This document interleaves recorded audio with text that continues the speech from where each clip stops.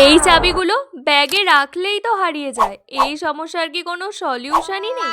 এত বড় একটা ব্যাগ চাবি রাখার জন্য ব্যাগ লাগে না, চাবির জন্য বুদ্ধি লাগে, যেটা তোমার একদম নেই।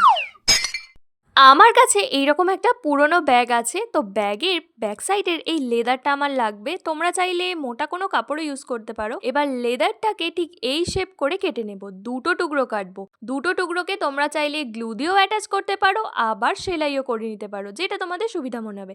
আমি এখানে দুটো সাইডকে অ্যাটাচ করার জন্য ভালো করে সেলাই করে নিয়েছি, তবে নিচের এই অংশটা আর ওপরের অংশটা সেলাই করব না। লম্বা করে কেটে রাখা এই পার্টটাকে এবার যেটা আগে থেকে বানিয়ে রেখেছিলাম এটার সঙ্গে এটাকে এইভাবে অ্যাটাচ করে দেব। তারপর নিচের অংশে একটা এরকম কি রিং অ্যাটাচ করেছি গ্লু দিয়ে, আর ম্যাগনেট ইউজ করেছি। এই ম্যাগনেট দুটো ওই ব্যাগের মধ্যেই লাগানো ছিল, আমি সেখান থেকে খুলে নিয়েছি। জাস্ট একটা কিউট সা চার্ম অ্যাটাচ করেছি এটার লুকটাকে আরেকটু সুন্দর করার জন্য। এবার যে চাবিগুলো রাখতে ব্যাগে অসুবিধা হতো সেইগুলোকে এই রিংটার মধ্যে অ্যাটাচ করে দেব। আর এটা কিছুক্ষণ পর দেখতে ঠিক একটা এরকম কিউট সা ব্যাগের মতো লাগবে, যেটার মধ্যে চাবিগুলো একদম সিকিউর থাকবে। আর এটা তো একদম সুপার কিউট হয়েছে। কিউট না, ইউজফুল।